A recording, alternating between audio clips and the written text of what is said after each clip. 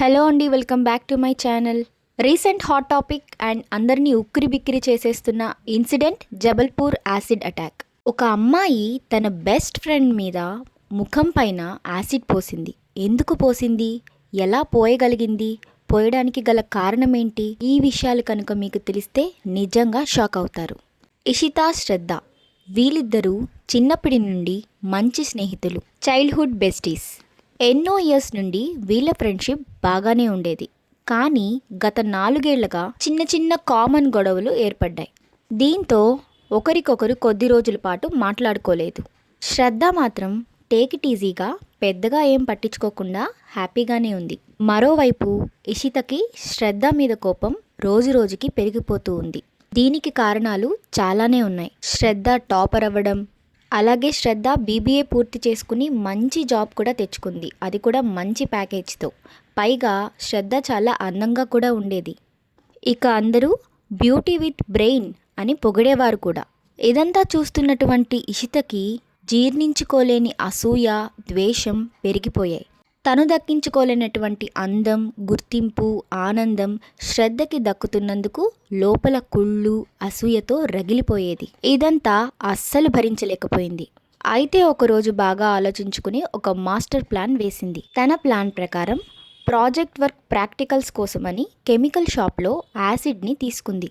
సరాసరి శ్రద్ధ ఇంటి దగ్గరకు వెళ్ళింది. అయితే నేరుగా ఇంట్లోకి వెళ్లకుండా ఇంటి గుమ్మం ముందుకు వచ్చి శ్రద్ధకి కాల్ చేసింది. కాల్ చేసి బయటకు రమ్మని పిలిచింది. అందుకు శ్రద్ధ నేను కొంచెం బిజీగా ఉన్నాను అని చెప్పినా కూడా బలవంతంగా నీకొక సర్ప్రైజ్ ఉంది, సో నువ్వు బయటికి రావాలి అని పిలిచింది. సో అలా శ్రద్ధ డోర్ తీసిన వెంటనే తన కన్న తల్లి ముందే శ్రద్ధ ముఖం పైన యాసిడ్ పోసింది. ఇంకేముంది, అక్కడికక్కడే 60% ముఖం కాలిపోయి ఆ పొగలకి ఉక్కిరి బిక్కిరి అయిపోయింది శ్రద్ధ. తన తల్లి ఇదంతా చూడలేక వెంటనే హాస్పిటల్లో జాయిన్ చేసింది. దీని అనంతరం ఇషితని వెంటనే పోలీసులు అరెస్ట్ చేశారు.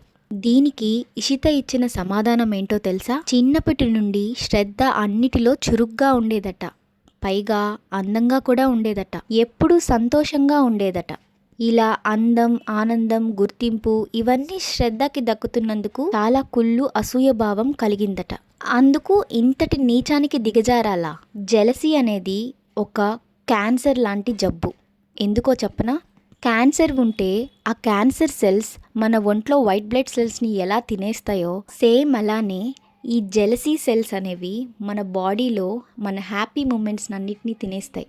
అందుకనే ఎంత హ్యాపీగా ఉండాలనుకున్నా జెలసీ, కుళ్ళు, అసూయ, ద్వేషం ఇవి ఉంటే ఎప్పటికీ హ్యాపీగా ఉండలేరు. ఇలాంటి వారు మన జీవితంలో కూడా ఉండొచ్చు, గమనించండి.